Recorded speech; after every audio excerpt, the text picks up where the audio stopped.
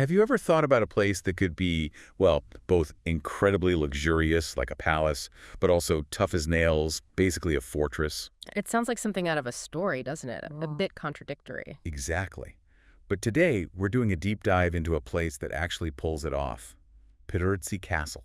Ah, yes, Pidhirtsi, that's in western Ukraine. Right. About 80 kilometers east of Lviv. And it's this amazing example of what they call palazzo and fortezza. The palace fortress, a perfect blend, really. It really is. Such a fascinating idea. And you have to think about the ambition behind it. I mean, this wasn't just some minor lord's keep. No. Who was behind it then?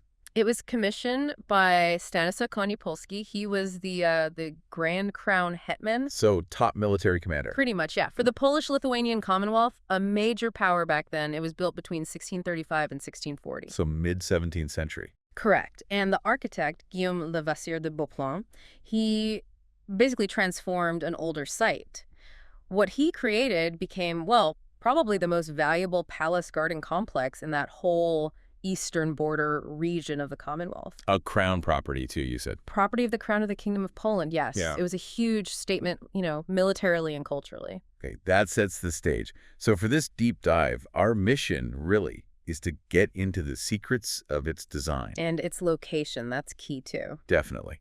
And just all those surprising details that make Pidhirtsi Castle so intriguing. It does seem like a balancing act, though. Building something so beautiful, but also ready for, well, war. Right. Did that cause problems, like practically speaking, for the people living there? Oh, I'm sure it did. Imagine planning, I don't know, a fancy dinner party while knowing your walls need to stop cannonballs. Ah, yeah, tricky.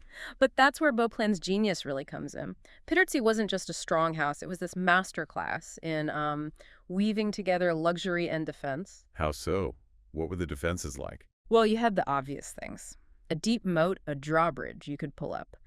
But also these state-of-the-art star-shaped bastions. Star-shaped for cannon. Exactly. Designed for heavy artillery, but they also had hidden galleries inside, sniper positions, really sophisticated military thinking for the time. You can even see some of the old iron cannons still there. Wow, okay. So it wasn't just about thick walls. It was smart, clever design. Very much so.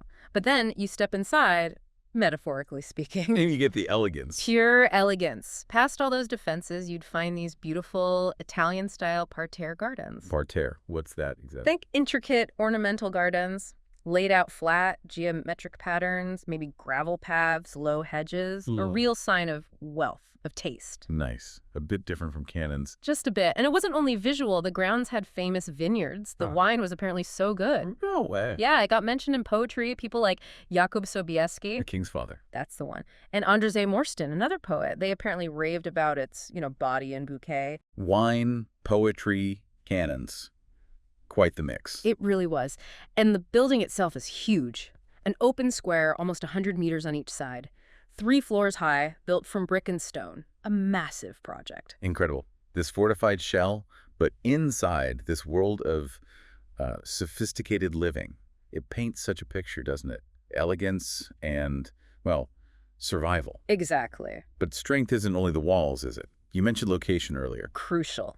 Absolutely crucial. If you look at the bigger picture, its position is everything. How so? It's perched on the northern side of the Woroniaki Hills, pretty high up, about 399 meters above sea level. So it has a view. A commanding view. It overlooks the whole Styr River valley. You could see it from miles away. Imagine approaching that. It's a symbol of power right there. Makes sense. A strategic spot. And what's really clever is how the palace itself is built into the slope of the hill. It almost merges with the landscape. Ah, using the terrain itself for defense? Partly defense and partly just creating this incredibly dominant position. A fantastic view for the residents, too. That's some serious foresight in the planning.